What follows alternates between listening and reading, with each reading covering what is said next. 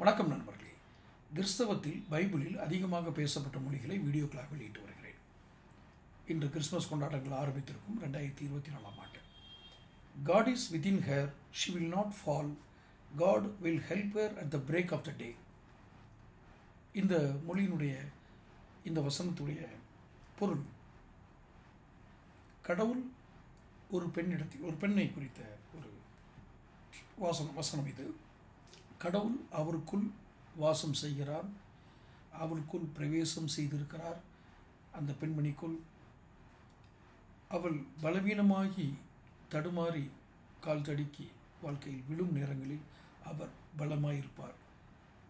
அது எப்போ நடக்கும் அப்படின்னா, அந்த பெண்மணி அல்லது அந்த ஜீவன் இறைவனை முழுமையாக ஏற்றுக்கொண்டு, இந்த பிரபஞ்ச சக்தியை, இந்த இறைவனை, இந்த தேவனை முழுமையாக ஏற்றுக்கொண்டு அந்த அந்த வாழ்க்கை வாழும் பொழுது அவருக்குள்ளே அவர் வாசம் செய்வார். மனிதர்களுக்குள்ளே அந்த நொறுக்கப்பட்ட நாட்களில் அந்த பெண் பலவீனமாய் கீழே விழக்கூடிய அந்த நாட்களில்